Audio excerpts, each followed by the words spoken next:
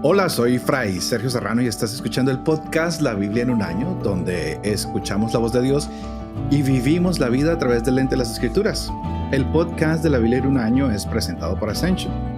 Estamos usando la cronología de la Biblia The Great Adventure en su edición en español y leeremos desde el Génesis hasta el Apocalipsis, descubriendo cómo se desarrolló la historia de la salvación y cómo encajamos en esa historia hoy. Para este día hay un gran invitado que es el muy reverendo padre Dempsey Acosta desde Houston y estaremos hablando de lo que es el Éxodo y Egipto. Dempsey, muy buenos días. Oh, muy buenos días, muy contento de estar aquí contigo, padre Sergio. Gracias. Pero Dempsey, tenemos que empezar con una oración siempre, Por ¿verdad? supuesto. Para que el Señor nos ilumine, para que esté con nosotros. Así que vamos a ponernos en la presencia de Dios y le decimos al Señor que Él que hace elocuente la lengua de los niños, que Él también eduque nuestra lengua para que nosotros podamos hablar de esta bendición que es la palabra del Señor. Y todo esto lo vamos a pedir con la bendición del Padre, del Hijo y del Espíritu Santo. Amén. Amén. Oye, Dancy, antes de que empecemos el programa, vamos a hablar un poquito de las plagas hoy. Pero yo quisiera ofrecer este programa por todas las personas que están sufriendo hoy con la pandemia del COVID, por todas las personas que están en los hospitales, que ya se han recuperado, por los que están contagiados, por todos los que tienen miedo, por los que han perdido sus familias, sus empleos, todo esto que ha sido bastante difícil en el mundo entero. Y tú también estuviste afectado, así que lo ofrecemos también por tu recuperación, por tu salud. Y qué bonito ver que el Señor siempre está actuando en medio de todos estos momentos difíciles para los seres humanos, ¿verdad? Claro que sí. Dios es grande, incluso a través de las enfermedades, Dios se sigue manifestando de una manera fiel y su poder siempre se sobrepone al poder de la fragilidad humana. Ha sido para mí una Amén. experiencia muy linda, dura, pero al mismo tiempo linda porque me ha hecho reencontrarme de nuevo con Dios a través de esta enfermedad. Wow. Se sigue adelante. Bueno, pues que Dios te bendiga y que te siga recuperando. Muchas personas dicen, nos encantan las explicaciones del Padre Dempsey, es muy profundo y yo también estoy fascinado. Y hoy, Padre Dempsey, quiero que nos lancemos en una aventura diferente porque el color que vamos a empezar ahorita es el rojo, Sí. precisamente del Mar Rojo. Es Egipto, es el Éxodo y tenemos muchos elementos aquí que vamos a resaltar. La zarza ardiente, las 10 plagas, el Éxodo y la primera Pascua con un cordero, que hablaremos de eso específicamente del capítulo 12, porque tú tienes una explicación que darnos y ya te lo voy a preguntar porque necesito que lo aclares, que nos quede eso firme y claro cómo es el capítulo 12. Sí. Después veremos cómo el pueblo cruza el Mar Rojo, también veremos cómo Dios da el maná, la alianza que se da con Moisés en el Sinaí, donde ahorita se encuentran las tropas internacionales como centro de paz para todo ese lugar. Hablaremos del becerro de oro, de la consagración de los levitas y del tabernáculo. Así que empezamos este capítulo interesante. Terminábamos con José, la gente está en Egipto, pero muere José, muere el faraón, la gente está ahí 200, 400 años, pero ya ahora están esclavos, empieza la esclavitud y un pueblo que quiere salir de ahí y wow. Así que es el tercer periodo bíblico que comienza hoy. Así que, ¿qué tenemos, Padre? Llénanos de esa No, sabiduría. quiero comenzar diciendo, cuando van a comenzar a leer el libro del Éxodo, el primer capítulo es muy interesante porque es un resumen de los últimos capítulos del libro del Génesis. Es una obra maestra porque ya allí hay un puente de conexión. Y el puente de conexión consiste en que el pueblo de Israel ya es numeroso, está creciendo y ya se está formando como una nación. Y aquí entramos con el gran problema. El gran problema, el gran drama del libro del Éxodo, a manera de espiritualidad, pero también de teología, es el problema del poder, el verdadero poder. De hecho, el problema comienza con el nuevo faraón, que siente que el pueblo de Israel está creciendo tanto que tiene temor porque se pueden convertir en enemigos, es decir, pueden atentar contra su poder. Y irónicamente, cuando Ujú. leemos el libro del Éxodo, nunca lo leemos bajo esa clave, pero es una clave que permea todos los capítulos. ¿Quién tiene el verdadero poder? ¿Quién tiene el verdadero control de la historia? ¿El faraón, que representa los poderes militares, los poderes políticos, los poderes humanos? ¿O Dios, que representa poderes que van más allá de lo que podemos ver? Y es allí donde entra la ironía de Dios, que comienza a hacer obras maravillosas a través de los marginados, a través de los esclavos, a través de los humillados, de los oprimidos. Y esa es toda la drama que va desde el comienzo hasta el final en la historia de la salvación. Pero es muy evidente en el libro del Éxodo. Y es en esta drama del faraón de querer destruir el poder de los israelitas, tratando de eliminar el nacimiento, la vida, donde surge el héroe de la historia, el elegido de Dios, Moisés, que viene a ser salvado a través de la picardía de su madre. Yo lo llamo la picardía de su madre porque fue muy astuta. Y gracias a Dios que fue astuta la mamá con la hermana, porque hicieron muy bien las cosas. Y irónicamente, Dios sigue actuando a través de estas picardías, que es muy típico de los patriarcas, y ahora continúa en el libro del Éxodo. Y es allí donde sabemos la historia cuando Moisés es sacado de las aguas. De hecho, la palabra Moisés, el autor sagrado, Salvado por las aguas. exacto, dice salvado de las aguas porque cuando la princesa egipciana lo saca de las aguas, el verbo hebreo es mashah, que significa literalmente sacar algo, levantar algo, en este caso de un líquido que es el agua. Y por eso, porque ella, Mashah o Mashetá, Moisés, él tiene que ser llamado Moshe, quien fue sacado. Interesante este juego poético, ¿no?, que usa el autor a través de la historia. Y es allí entonces cuando comienza entonces a manifestarse el drama de la identidad de Moisés.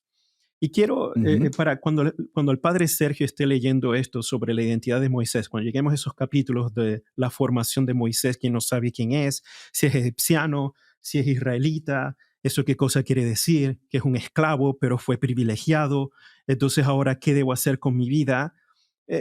Según mi experiencia personal y también en mi pastoral, y el padre Sergio, estoy convencido, el padre Sergio es fantástico. Espero que algún día puedan tener un encuentro con el padre Sergio y les cuente las historias de su ministerio con los hispanos. Esto creo que es muy, muy sentido para nosotros, los hispanos, sobre todo hispanos cuando vivimos fuera de nuestro país, o hispanos que son primera generación, segunda generación, es el problema de la identidad. ¿Quién soy yo? Y aceptar la identidad tal cual como soy. ¿Por qué pretender ser otro que no soy? Es el drama de Moisés. Yo cuando veo a Moisés veo a los hispanos viviendo en Estados Unidos. La misma cosa. ¿Quién soy yo? ¿O soy americano o soy hispano? Otros dicen, pero padre, yo nací aquí, pero mis padres son de México o de Colombia o de Honduras, pero yo me siento más americana, me dice una muchacha, pero al mismo tiempo necesito la comida de mi madre. Cuando hablo con mi madre, hablo en el español de mi madre, ¿no? Entonces, es allí donde veo esta dicotomía, esta lucha interna que puede crear graves problemas espirituales, ¿no? Moisés llega al punto en que él acepta su realidad y la acepta en pleno. Y cuando él acepta su realidad, irónicamente, es huyendo al desierto, huyendo en este huir desesperado, ¿no? Porque se siente en conflicto y es precisamente allí en encontrarse a sí mismo cuando encuentra a Dios. Es interesante, Moisés encuentra a sí mismo es cuando encuentra a Dios. Dios es el camino para encontrarse a sí mismo. Dios es el camino. Para recobrar la identidad de quién es Él y de qué es lo que va a hacer en su vida. Exacto. Y es allí donde comienza la verdadera misión. La misión. Y la misión es, ¿cuál es mi propósito en la vida? ¿Qué cosa Dios quiere de mí? Y es allí donde encontramos en el capítulo 3, que es monumental. Si tienen tiempo, por favor, subrayen el capítulo 3 del libro del Éxodo, porque es el encuentro de Moisés con el Señor y es la vocación de Moisés, lo que llamamos tradicionalmente la vocación más tradicional que se manifiesta, en donde Dios se le aparece en la zarza ardiente, de una manera simbólica. Cuando quiero decir simbólica, no estoy negando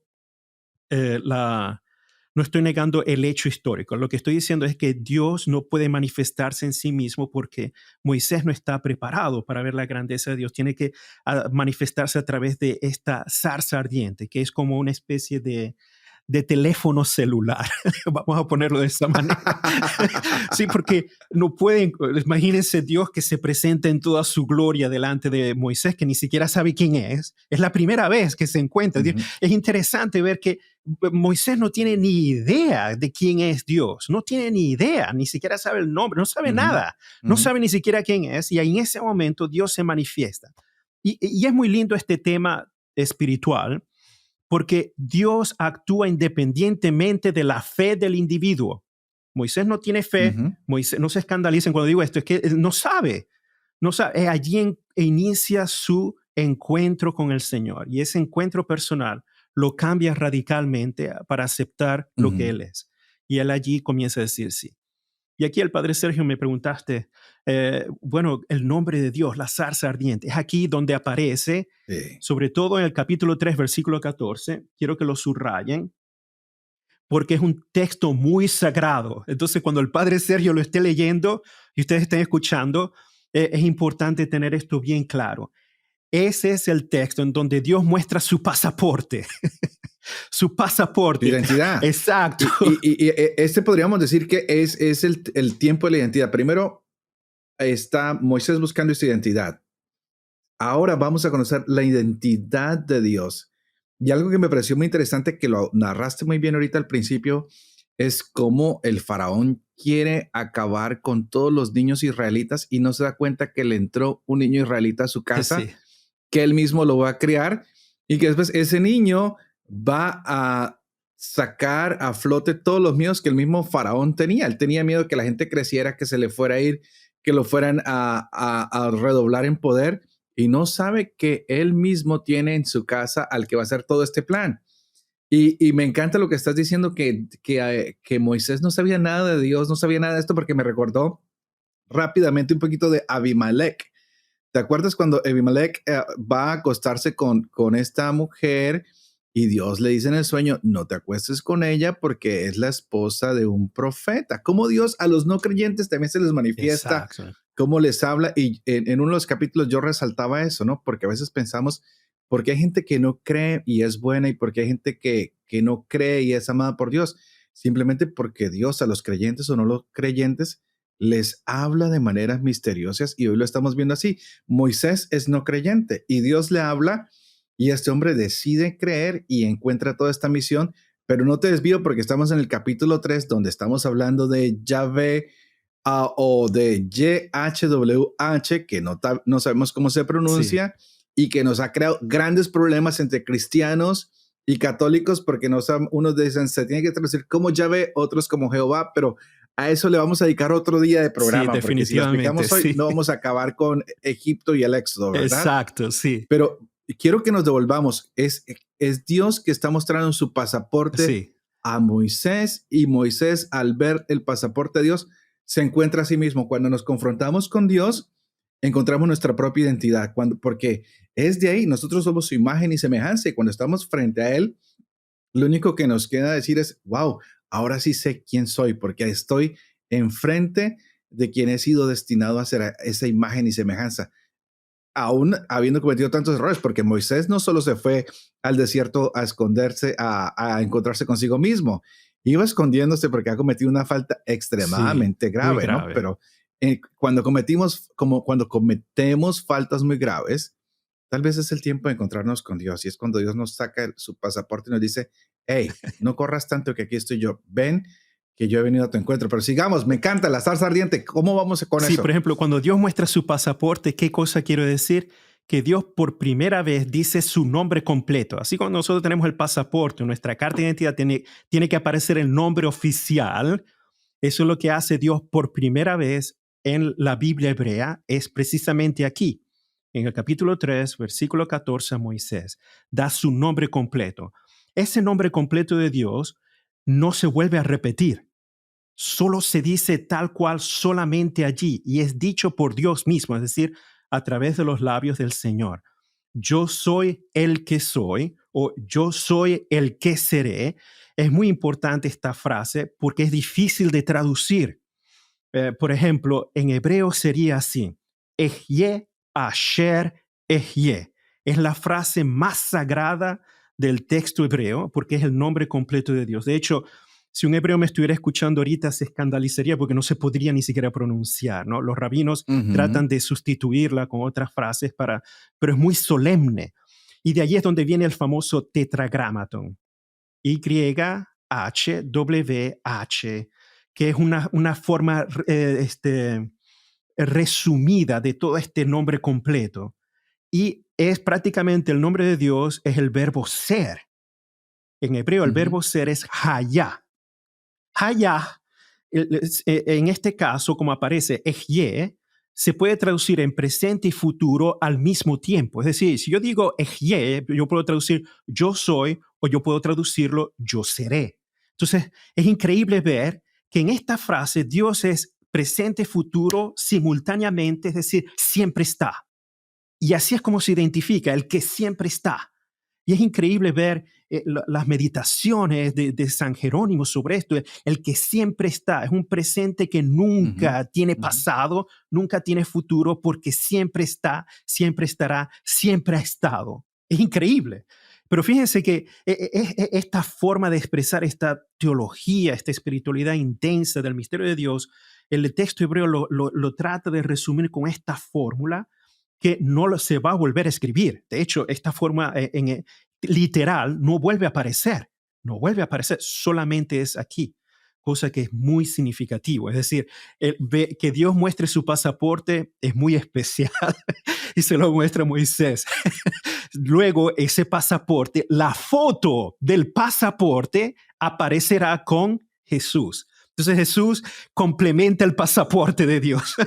sí, hermoso, hermoso, hermoso. Entonces, por eso muchas veces los textos antiguos dicen, yo soy el que está haciendo. Vemos que hay diversas traducciones a través de la historia de cómo traducir el texto hebreo, precisamente por la complejidad del nombre de Dios que juega con el tiempo verbal del verbo ser. Ujú, Muy lindo. Entonces, eso es sumamente esencial y creo que puede servir de grandes puntos de meditación a nivel personal o cuando estemos leyendo y después ujú. como Yahvé comienza a decir, yo soy el que te envía. Es decir, yo soy al decir que está, al mismo tiempo es su nombre. Es fantástico ver A este mí me encanta, juego. por ejemplo, ese verbo en inglés cuando decimos I am, ¿no? Exacto. Yo soy o yo estoy, el que siempre es y el que siempre está. Y uno se impresiona y dice, wow, ese es el nombre de Dios, el que siempre ha estado. Y lo hemos venido viendo en todas estas lecturas del Génesis, que siempre ha estado en las buenas y en las malas, cuando el pueblo es fiel, cuando el pueblo es infiel. Él está ahí, no se ha ido, ha estado caminando y por eso llamamos que es la historia de la salvación, es la historia de mi salvación y estamos buscando cómo encajar dentro de esa historia con un Dios que siempre está y que no se va, por más mal que actúen las personas, por terribles que sean las cosas, Dios siempre está. Y ahorita nos vamos a encontrar que es un Dios que regresa a Moisés a la casa del faraón y le dice, oye, ¿tú te quieres escapar del faraón? No, aquí tenemos que ponernos cara a cara. Tú vas a ir y le dices que yo te mandé y me encanta eso porque cuando Moisés le pregunta, ¿y qué le digo? Que quién me envió. Y le dice, bueno, dile que te envió el que es. Yo soy, te envía. Exacto. Imagínate que lo manden a uno con ese mensaje, queda uno como pensativo, ¿no? ¿Qué va a pensar la gente que me está escuchando? ¿Y a ti quién te envió? Yo soy, me envió. ¿Qué quieres decir con eso? No me quiero imaginar la cara del faraón cuando Moisés tiene que decirle cuál es el nombre de Dios, cuando le dice, mire, yo vi su pasaporte y esta fue la información que recogí. Y si quiere la confrontamos allí en inmigración y verá que sí es, porque el pasaporte era real, ¿no? Exacto. Entonces, yo quisiera que empezáramos a mirar un poquito el faraón. A mí me Claro. encanta la figura del faraón porque han muerto los faraones, ha muerto el faraón que recibió a José, un hombre muy bueno que supo descubrir en José el regalo de Dios y que lo usó a favor del pueblo suyo y del pueblo de José. Y hay un intercambio de dones. Ustedes tienen comida, nosotros tenemos sabiduría, ustedes necesitan trabajo, nosotros tenemos la fuerza de trabajo, se unen, pero de pronto llega un nuevo faraón y tiene miedo por lo que tú mismo has dicho del poder y vemos que hay un encuentro bastante fuerte y entonces aquí vamos a llegar al faraón Sí. y Moisés ya se identifica y dice, yo pensé que era de esta familia, pero mi familia es la que está oprimida. ¿Qué puedo hacer por mi familia?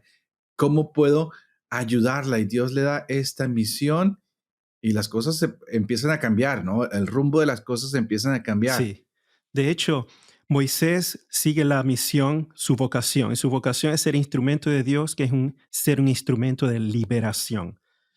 Aquí es cuando comienza el drama de la guerra entre los dioses. Más que la guerra entre el pueblo oprimido y el faraón, es una guerra entre los dioses de Egipto y el Dios Israel.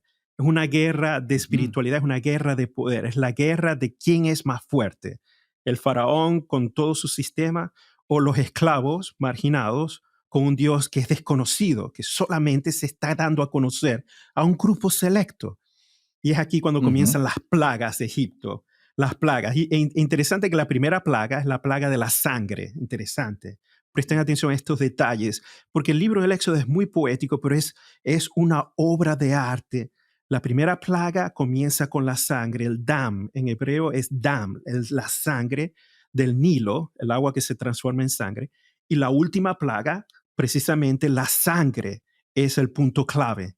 Sangre de liberación. Entonces se comienza, interesante que para los egipcianos el Nilo era también considerado una divinidad, ¿no? De hecho, el dios Hep del egipciano es considerado el dios de la bondad, de la fertilidad, el dios de la bonanza, que se da a través del Nilo. El Nilo es un instrumento divino y precisamente el Dios de Israel transforma ese don de bonanza en destrucción.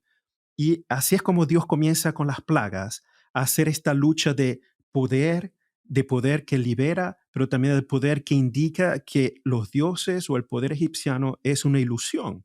El poder humano es una ilusión. El poder humano de los políticos, el poder humano de las fuerzas militares en comparación con Dios es una ilusión. ¿Por qué? Porque no es verdadero. Tarde o temprano colapsa y Dios se sobrepone. Y esto es la dinámica de las plagas. Y por supuesto, la última plaga es sumamente esencial. La última plaga, la 10ª plaga, que ya vamos a ver a partir del capítulo 12, ya el capítulo 11, pero el capítulo 12 es donde Dios indica precisamente cómo el pueblo de Israel va a sobrevivir la última plaga. La última plaga es el asesinato o la muerte de los primogénitos. En la tradición hebrea, hay un nombre muy especial en los rabinos desde la antigüedad que lo llaman el Makab Bejorot, es decir, golpear a los primogénitos.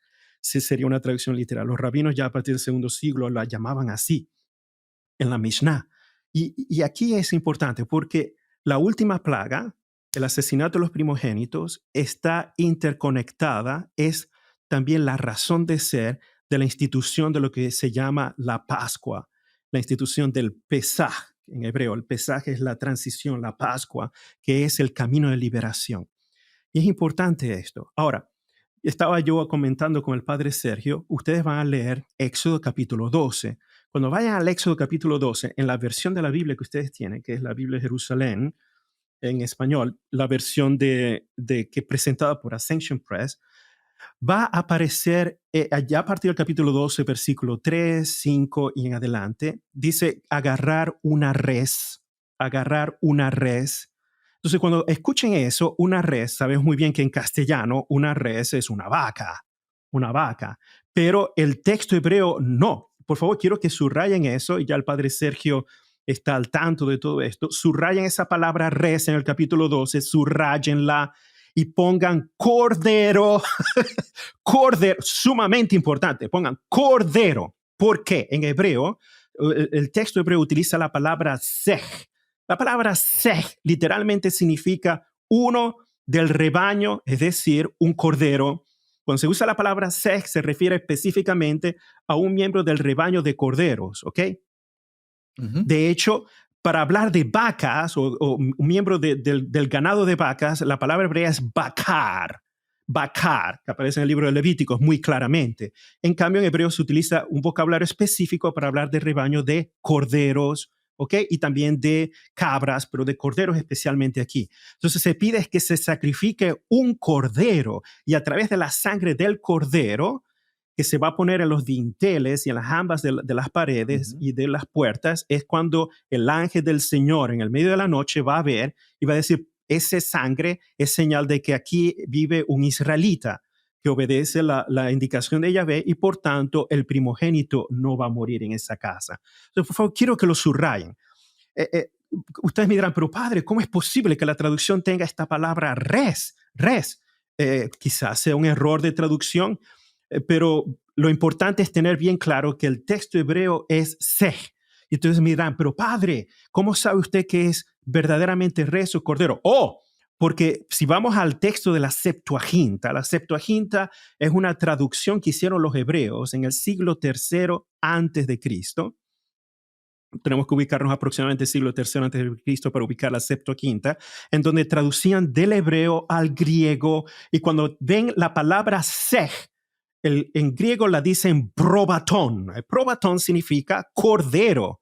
De hecho, la palabra probatón es la que aparece en el Evangelio de Juan, es la palabra que aparece en el libro de la Revelación, en el Apocalipsis, para hablar de Jesús como el cordero degollado.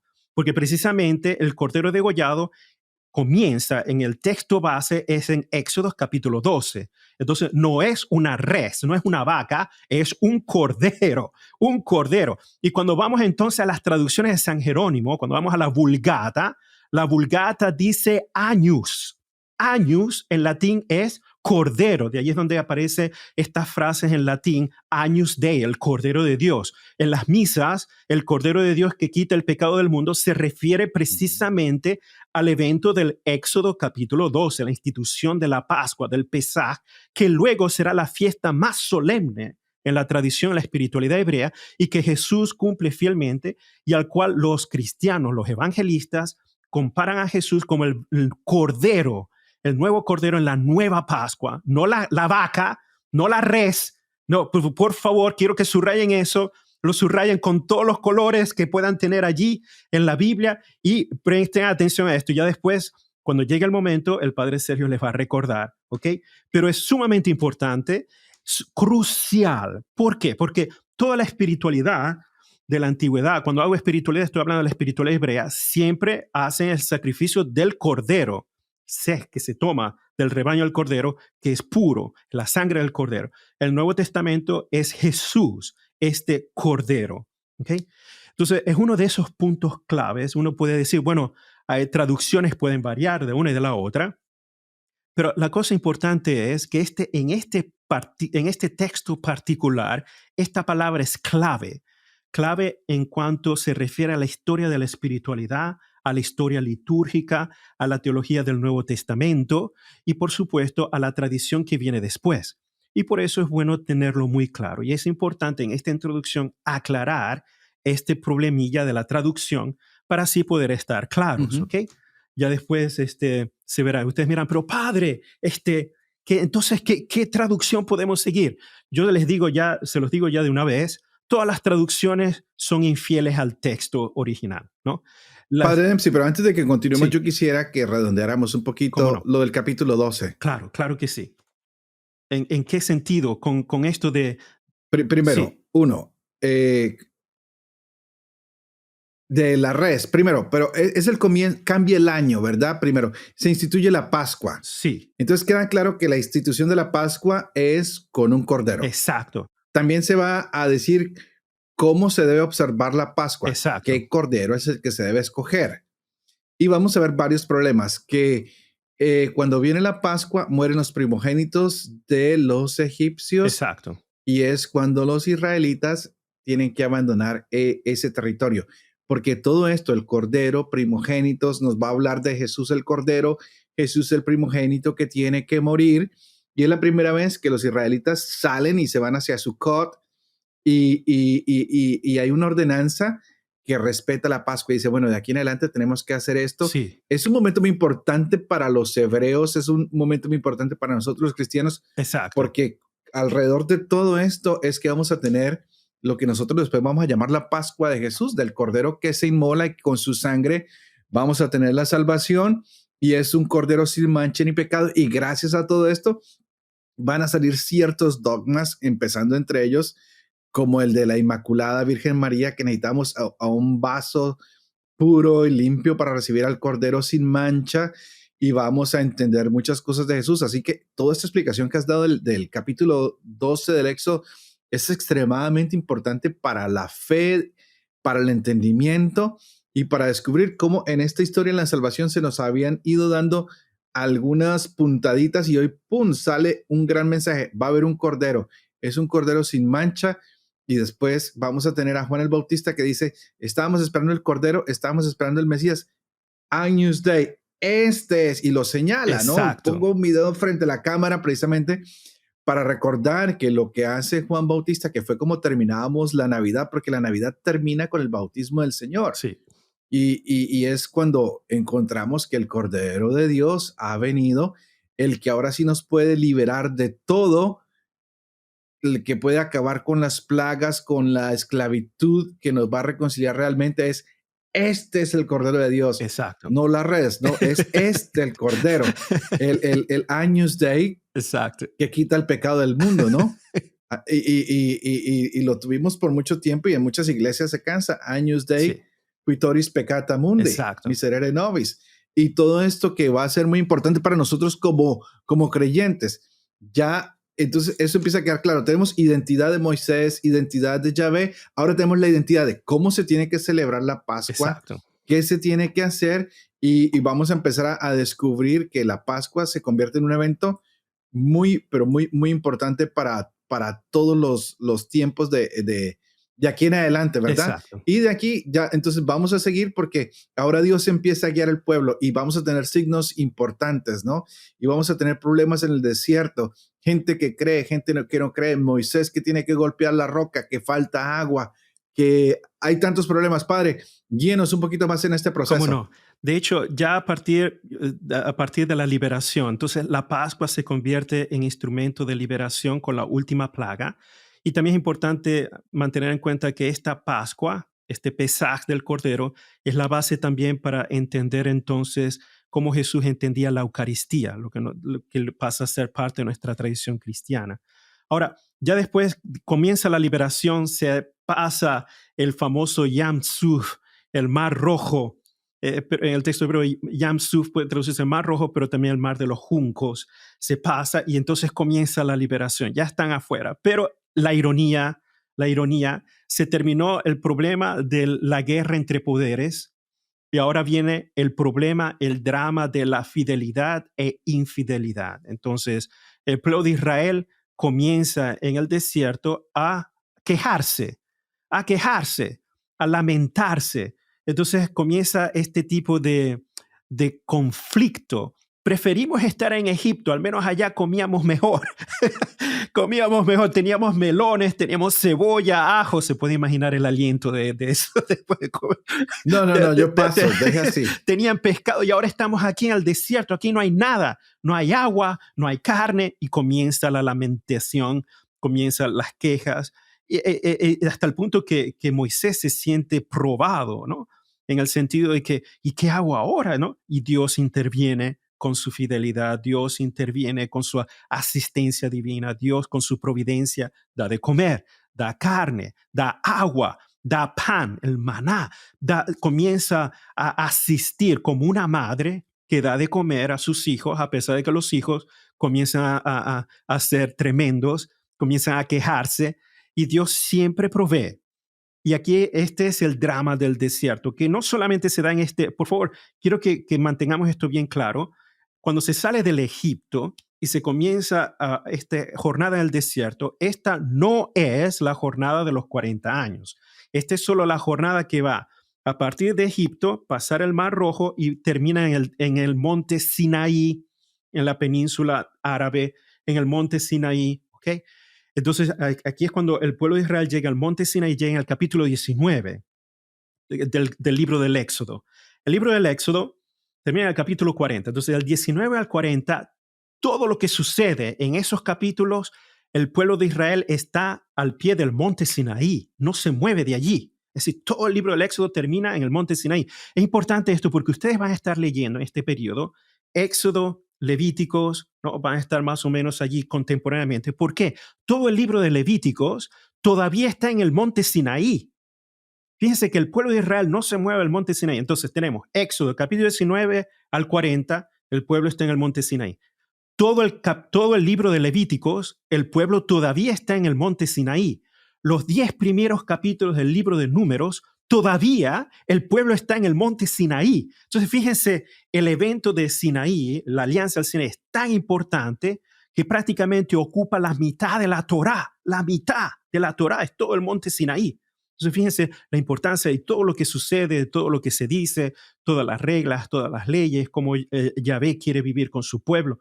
Todo es en el monte Sinaí, la institución del sacerdocio, la institución del rito, como debe ser. Y por eso a veces sigue siendo un poco fuerte leer esto.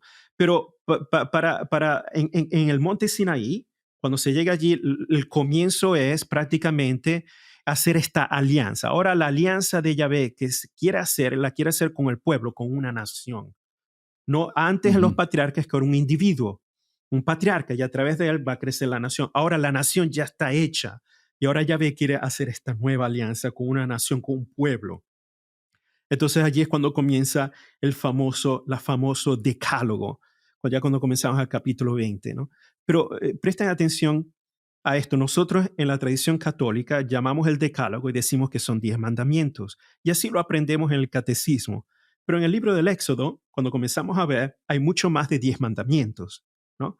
Pero tradicionalmente agarramos los 10. Por eso ustedes van a comenzar a leer. Cuando el padre Sergio les lea, van a ver que no son 10, son mucho más de 10. Solo que en la tradición cristiana se toman estos 10 como los fundamentales para la moral cristiana. Pero si ustedes le preguntan a un hebreo que no es cristiano, le preguntan cuántos mandamientos hay en la Torá y les va a decir hay 613 mandamientos en la Torá para un hebreo. Nosotros a un católico cristiano decimos cuántos mandamientos y nosotros decimos 10, pero es importante mantener esto claro. De hecho, el capítulo 20 al capítulo 23 del Éxodo es lo que se llama el Código de la Alianza. Es uno de los códigos de leyes más antiguos que hay dentro de la Torá y comienza con lo que nosotros cristianos llamamos tradicionalmente el Decálogo, pero no termina allí, continúa. Y luego se sella la alianza en el capítulo 24 con el sacrificio, con el pueblo que dice sí, y allí es donde se sella la alianza con la sangre del sacrificio. Y luego, a partir del capítulo 25, comienzan otras prescripciones, y aquí es un problema, pero al mismo tiempo la cosa más linda. Y por favor, les quiero dar ánimo cuando comiencen a leer a partir del capítulo 25, porque son prescripciones de cómo es la tienda, cómo se tienen que vestir, cómo tiene que ser el arca, cómo tiene que ser el altar, cómo se tienen que utilizar los tapetes de la tienda, cuántos tienen que ser, qué material tiene. ¡Oh! Es sumamente meticuloso. Ya me imagino al padre Sergio. Y palabra por medidas, con peso. Y uno dice, pero bueno, ¿y esto qué es? Y luego se pasa al libro de Levítico y sacrificios. Y este sacrificio tiene que, y si es un levita, tiene que hacer este sacrificio. Si es otro, tiene que hacer. Y 7 capítulos de sacrificio. Luego el libro de Levítico, dietas, muchas dietas. Ya estamos hartos de dietas. Y se tiene que comer de esta manera. Y se tiene que comer. Y no se puede mezclar la carne con la leche. Oh, imagínense aquí en Texas comer una cheeseburger. Es imposible, ¿no? Según el libro de Levítico. Porque no se puede combinar la carne con el queso. Ah, ¿no? Pero todo, y ustedes dirán, pero esto no tiene sentido. Esta es la parte más difícil porque es muy metódica, muy fría, pero el punto clave está en el libro del Éxodo, a partir del capítulo 25. Dios dice, yo quiero vivir con ustedes. Esa es la clave. Subrayenla. Esa es la clave. Yo, Yahvé, quiero vivir con ustedes. Por eso me vas a preparar una tienda, una morada. La tienda del encuentro. Exacto. Divino. Entonces, ¿eso qué quiere decir? Imagínense que ustedes tienen un huésped en su casa, ¿ok?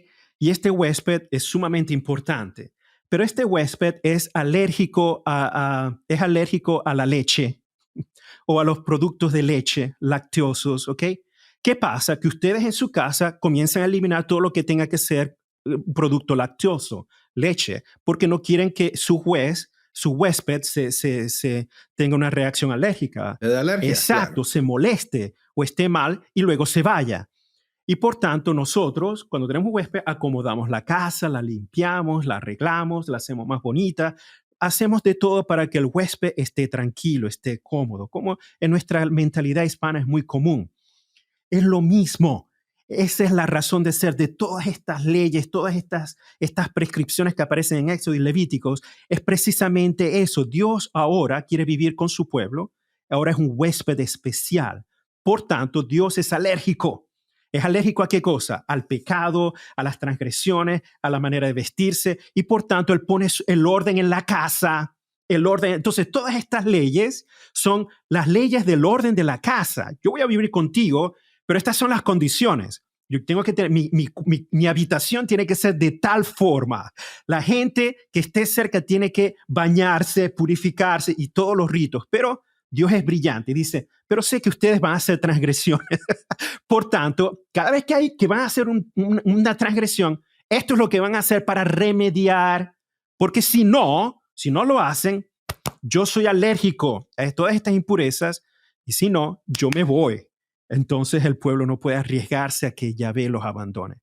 Entonces, todas estas leyes, cuando las comiencen a leer, por favor piensen en esto. ¿Cuál es la esencia? Es que Dios quiere vivir con su pueblo y por tanto estas son las leyes, las normas de la casa, cómo vivir en armonía entre los mismos israelitas, entre ellos, pero también en armonía con Dios que está en el medio de ellos. Interesante, por eso se distribuye cómo debe ser organizada cada tribu y en el centro tiene que estar la tienda. Es increíble, ¿no? Dios tiene que estar en el centro, incluso físicamente tiene que estar en el centro y todo está relacionado con Él. Entonces, este punto es crucial. Y cuando comenzamos a leer todas estas leyes, que muchas veces son fastidiosas, muchas veces hasta aburridas, porque nosotros decimos, pero bueno, y todo esto, todo tiene sentido cuando pensamos a Dios como el huésped, un huésped permanente que es sensible a esta relación con el pueblo y cómo los israelitas se relacionan entre sí. Y es allí a través de esta fidelidad a la norma donde manifestamos el amor a Dios y luego el amor al prójimo, que los dos se complementan a través de las normas de Yahvé. Por eso el decálogo comienza precisamente con el amor a Dios y luego todas las demás relaciones entre los demás miembros de la comunidad, pero los dos se complementan. Yo quisiera que hablaras un poquito más del decálogo, padre, porque los 3 primeros mandamientos son dedicados a Exacto. Dios. Solo 3. Exacto. Pero los otros 7 son dedicados a las relaciones interpersonales. ¿Cómo podemos vivir de una manera justa y real entre los seres humanos? Y cuando vivimos así, estamos complaciendo a Dios, quien ahora quiere estar en medio de nosotros, quien se estaciona sobre el tabernáculo. A mí me encanta el capítulo 40 del Éxodo cuando dice que la presencia de Dios se estaciona en ese tabernáculo y ahora no podemos decirle a Dios, váyase, ¿no? Porque Él decidió quedarse, pero para eso nos está dando todas estas normas. Dice, mire, yo sí quiero vivir con ustedes, pero vamos a aprender a vivir porque yo los dejé caminando solos a ver si ustedes descubrían la manera de vivir, pero ustedes han violado, han matado, han mentido, han desobedecido, han hecho todo esto. Entonces, mire, realmente la manera de vivir es esta. Y Moisés sube al Sinaí, donde Dios le explica, pero nos encontramos también con el problema de la idolatría, que mientras los líderes se van o el líder se va, la gente se desvía y es muy fácil que nosotros nos desviemos cuando nos vamos para college, que no tenemos a nuestros padres encima, o cuando estamos solos en nuestros apartamentos o cosas así. Y Dios dice, no se pueden desviar porque no estás solo, ahora estoy yo voy a ser el centro de tu vida, voy a estar en el centro de comunidad y nos da este decálogo. Pero padre, se nos está acabando el tiempo y tenemos que empezar a mirar esto, pero un poquitico más de los 10 mandamientos. ¿Cómo no? Claro que sí. Los 10 mandamientos, cuando tomamos en cuenta estas normas de Dios, tenemos que pensar en ellos como la voluntad de Dios. Muchas veces nosotros cristianos decimos frecuentemente, tengo que discernir cuál es la voluntad de Dios. Para un israelita antiguo, la voluntad de Dios ya están explícitos, están claros. Y precisamente consiste en estos dos polos de amor. Amor a Dios y amor al que vive conmigo en mi comunidad.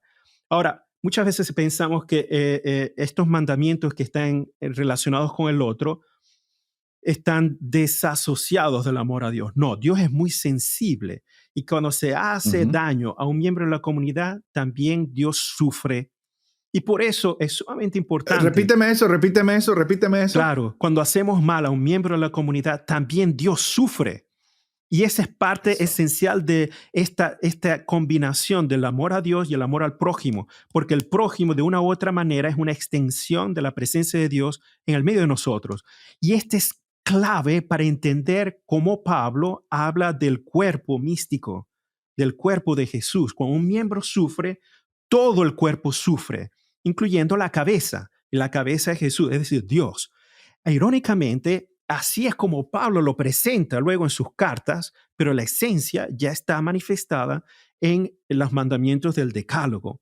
Es una dimensión muy linda Ujú, y por eso Jesús lo entiende de esa manera.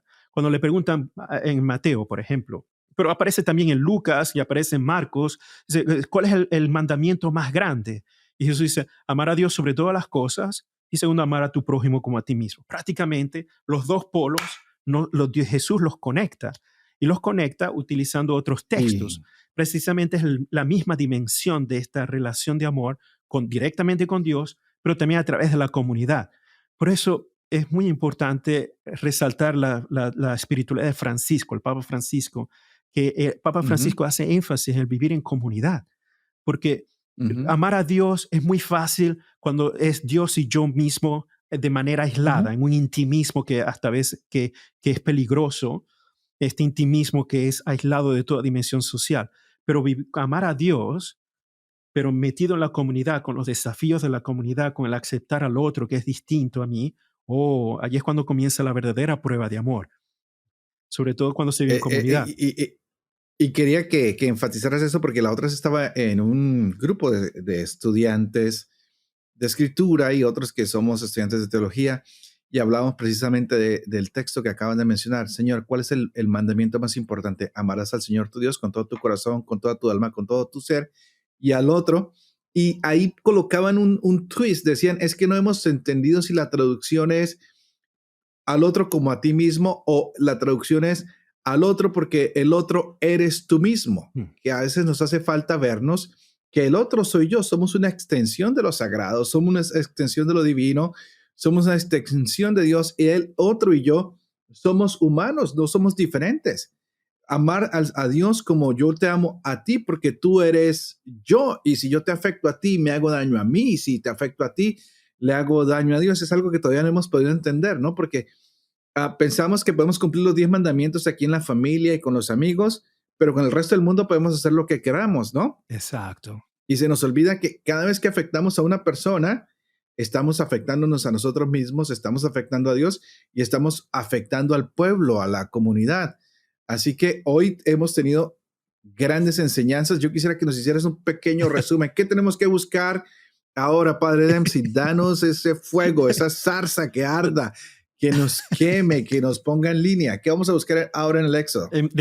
A manera de resumen, en primer lugar, la identidad. ¿Quién soy yo delante de Dios? En aceptarme a mí mismo tal cual como soy. ¿Cuál es el verdadero poder? Como segundo punto, ¿no? ¿Cuál es el verdadero poder? ¿Quién tiene el poder sobre lo que sucede? ¿La ilusión del poder humano o el poder de Dios que se manifiesta a través de las cosas inesperadas, de las cosas marginadas?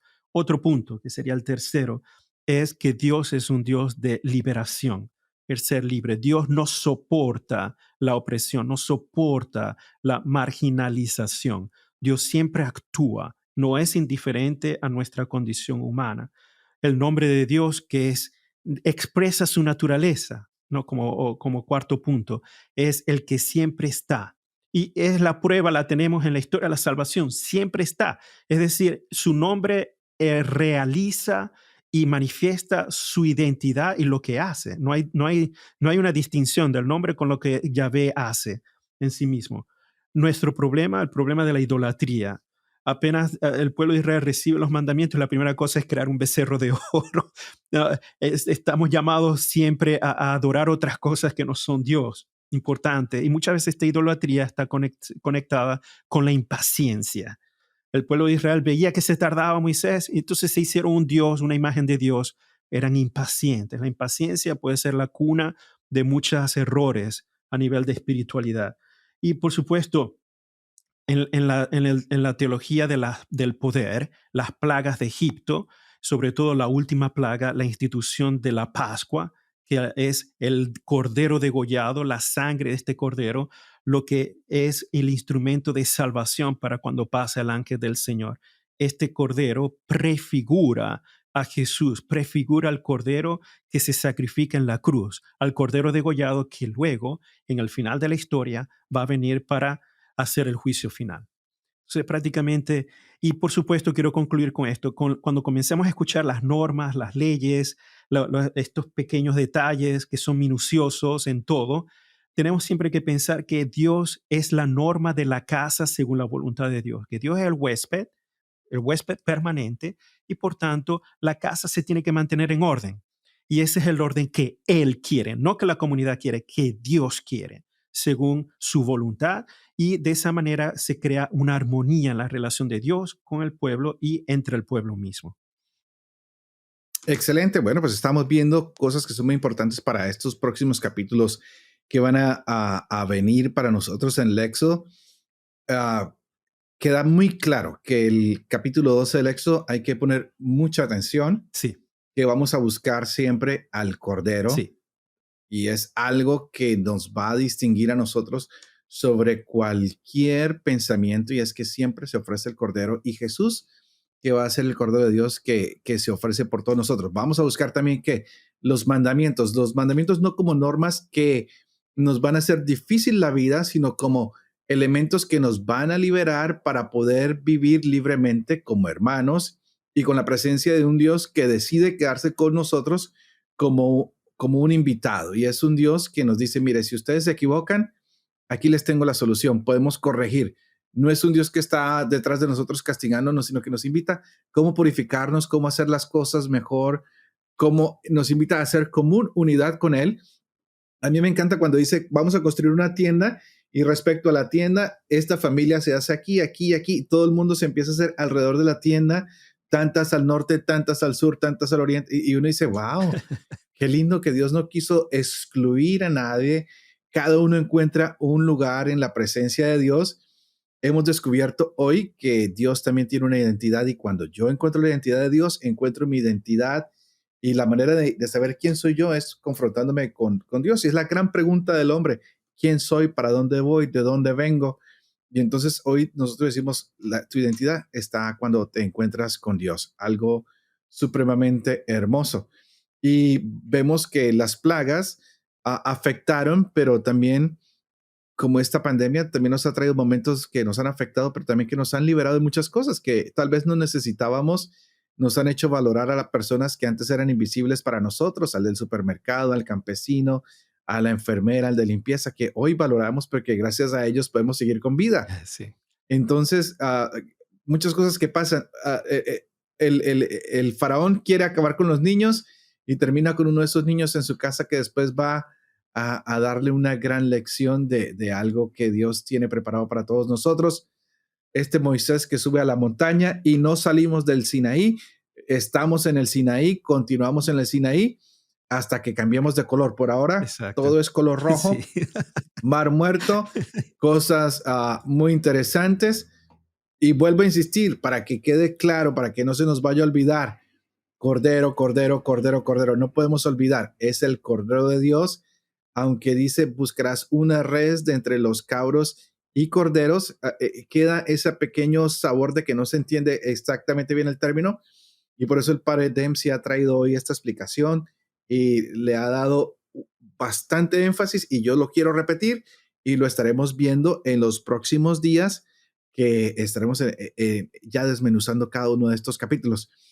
Padre Dempsey, estamos usando la Biblia católica The Great Adventure de Ascension Press en su edición en español, que es la traducción de la Biblia latinoamericana, de Jerusalén latinoamericana, ¿no? Y si la gente quiere descargar ese plan de lectura que estamos siguiendo, pueden entrar a www.ascensionpress.com diagonal la Biblia.